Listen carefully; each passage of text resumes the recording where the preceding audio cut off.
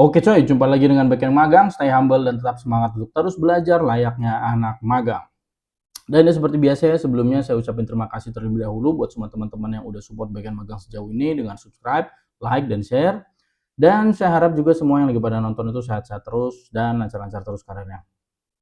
Oke, jadi di video kali ini tuh kita bakal bahas yang sebenarnya hal yang udah sering terjadi, udah sering dibahas gitu kan, cukup simpel, cuma ternyata masih banyak kejadian orang kena gitu. Apa itu namanya?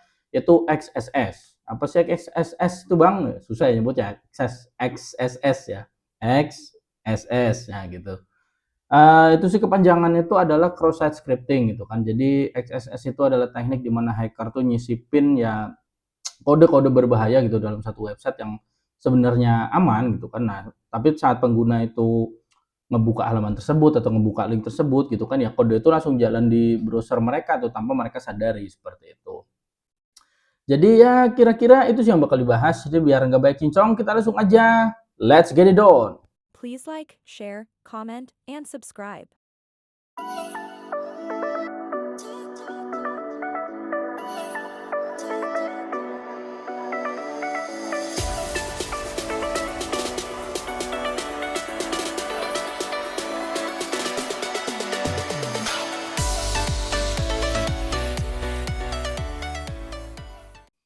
Ya, jadi bayangin ya, misalnya kita tuh lagi baca buku gitu kan, terus ada orang asing yang diam-diam tuh nyelipin catatan palsu di situ gitu. Nah, pas dia nyelipin catatan palsu itu ternyata di situ ada perintah-perintah yang mensugesti kita buat melakukan sesuatu, ya kira-kira begitulah. Jadi misalnya kita lagi browsing-browsing gitu kan, ternyata di situ ada link yang ternyata tuh sebenarnya ada kode berbahaya di situ kan, yang di mana di situ nanti kita tanpa kita sadari kita ngasih data-data kredensial kita gitu ya. Ya kira-kira gitulah XSS itu bekerja ya, atau cross site scripting itu bekerja ya. Jadi browser kita tuh ditipu buat ngejalanin kode yang berbahaya gitu, dan ya seringkali kita apa ya, nggak bakal sadar lah sampai semua itu udah terlambat ya, seperti itu.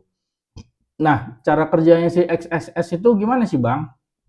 Eh, Paling gampang misalnya gini ya, kalau kayaknya sih kalau di e-commerce di Indonesia banyak kan udah aman ya, tapi dulu pernah terjadi gitu di e-commerce luar negeri gitu kan.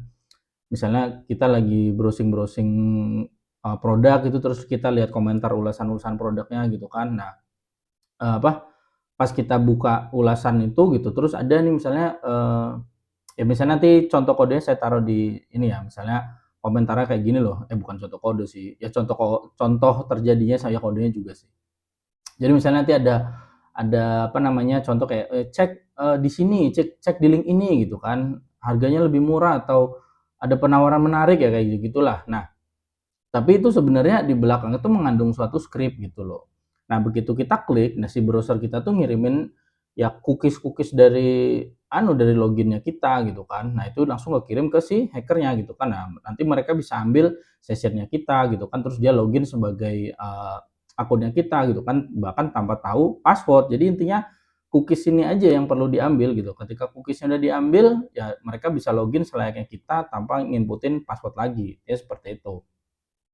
Atau misalnya kita lagi live chat gitu ya, misalnya ada kayak situs jual beli gitu, terus apa namanya, di pojok kanannya gitu, pojok kanan bawah misalnya ada live chat gitu kan, buat ke customer service, tapi ternyata itu bukan gitu, udah ditanemin script buat XSS gitu kan. Ya nanti itu ngarahnya ke halaman palsu atau gimana, yang intinya dia bakal ngambil cookies kita, ataupun biasanya dengan phishing juga bisa gitu. Jadi nanti halaman itu ngarah ke halaman palsu, terus kita diminta login ulang misalnya seperti itu. Jadi kita masukin kredensial kita gitu ya. Nanti ya si hacker langsung dapat kayak gitu. Nah, kalau anu ya, kenapa sih kayak gini tuh sering terjadi ya? Karena banyak nih kasusnya website-website itu nampilin konten dari user tuh kayak komentar, review, chat, kayak gitu-gitulah ya, input form bahkan gitu kan ya, yang tanpa disaring dengan benar sama si pembuat websitenya gitu. Terus juga ya pakai apa namanya, template-template HTML yang langsung apa tuh istilahnya tuh langsung render input user, nah kayak gitu-gitu tuh juga sering gitu loh. Dan tentunya tuh dia nggak apa ya, nggak nerapin sistem escape ataupun encoding ya buat karakter-karakter khusus kayak ya karakter khususnya saya taruh di layar lah ya, kayak misalnya punya tanda kurang dari, lebih dari gitu kan. Ya tanda-tanda yang aneh-aneh gitu loh. Itu dia nggak pakai escape yang benar kayak gitu. Dan terus ya tentunya kenapa sering terjadi juga dari sisi pengguna, kayak misalnya penggunanya itu cenderung masih awam gitu kan, langsung percaya sama tampilan visual gitu kan, nggak sadar kalau udah diserang karena tampilan halaman itu kayak terlihat normal gitu, dia ya kurang teliti lah. Kalau pengguna awam kan memang tujuannya bukan buat gimana-gimana gitu kan, mungkin kalau kita developer kita akan lebih apa namanya ya, akan lebih aware gitu kan, seperti itu. Nah, jenis-jenis serangan XSS nih kayak apa sih Bang gitu kan? Ada beberapa ya. Jadi tipe itu ada yang pertama itu ada store XSS, itu persisten ya istilahnya. Jadi kode berbahayanya itu disimpan permanen di server websitenya gitu kan. Misalnya di komentar ataupun di suatu profil suatu user gitu kan.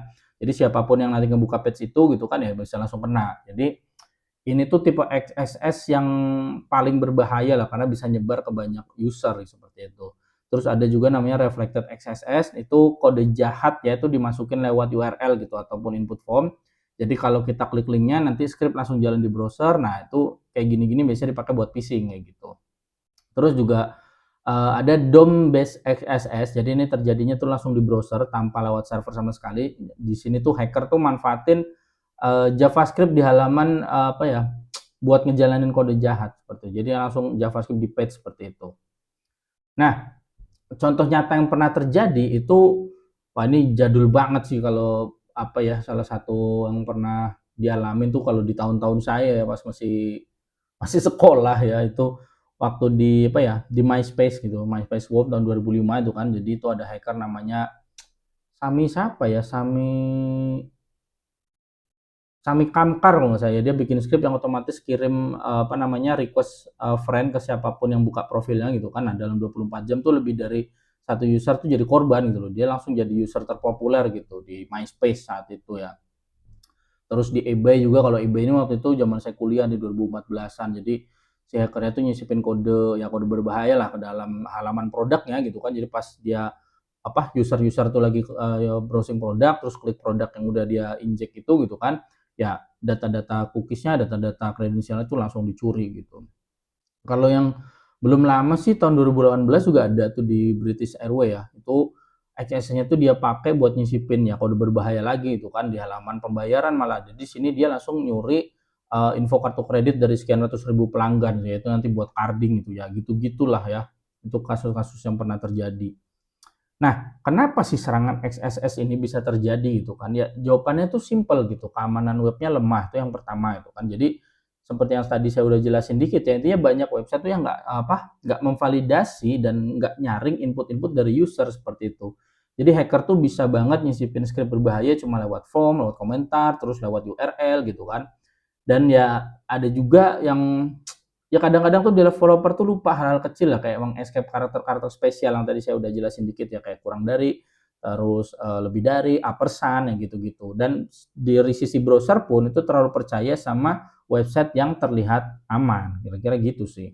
Nah, cara melindungi diri kita dari serangan XSS gimana Bang gitu kan? Ya banyak cara sih ya, misalnya kalau kita pengguna biasa ya, yang jelas kalau kita ini misalnya ini, yang nonton lagi pengguna biasa nih, bukan sesama kita developer. Kalau kalian pengguna biasa, intinya jangan asal klik-klik sembarangan gitu kan. Jadi ada link tuh jangan asal-asal diklik lah gitu.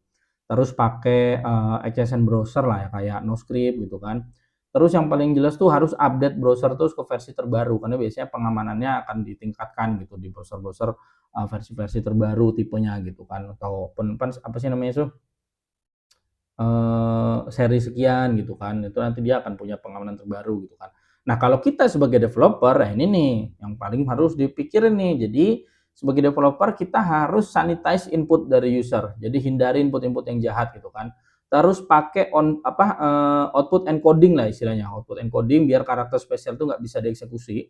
Terus kita aktifin juga konten security policy atau CSP.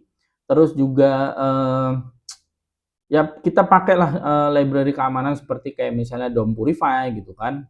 Itu juga rutin kita cek website dengan banyak tools ya kayak Burp Suite gitu kan, terus Acunetics gitu kan. Ya perusahaan besar kayak Google, Facebook ataupun Amazon itu kan itu dia juga pakai WAF ya, Web Application Firewall gitu, dan scan otomatis buat deteksi XSS seperti itu. Ya jadi sih, XSS ini ya ada salah satu ancaman dunia maya yang sering diabaikan gitu loh, baik dari sisi pengguna, pengguna biasa ya maksudnya, terus baik dari sisi developer gitu. Jadi kadang kurang kurang aware nih developernya juga gitu loh, sampai akhirnya ada korban gitu kan. Ya internet tuh emang seru tapi ya penuh risiko juga gitu ya. Jadi ya mau kita sebagai pengguna biasa, mau kita sebagai software developer gitu kan ya, kita harus paham alah susah buat nyebutnya si XSS-nya, XXS ya, kita harus paham XXS itu langkah pertama untuk jaga keamanan diri dan sistem yang lagi kita bangun, seperti itu. Jadi kira-kira gitu aja sih tentang XSS ini ya, karena ini sebenarnya nggak terlalu rumit, tapi intinya kita harus lebih aware aja baik secara pengguna biasa, apalagi sebagai developernya, ya seperti itu. Ya, ya mudah-mudahan insya Allah bermanfaat buat teman-teman semua ya. Jadi pokoknya support terus Backend Magang dengan subscribe, like, dan share, dan terutama ya share ya, karena sempat tahu apa namanya ada teman-teman kita yang lagi mempelajari hal tertentu, ada teman-teman kita yang lagi punya problem tertentu yang mungkin insya Allah bisa kebantu oleh video-video saya. Dan tentunya dengan dukungan teman-teman dengan subscribe dan like dan subscribe subscribe, like, dan share gitu kan, itu bakal buat Backend Magang semakin semangat juga buat ngeluangin waktunya buat bikin video-video seperti ini. Jadi gitu aja, sekali lagi dari saya terima kasih. Salam back end magang.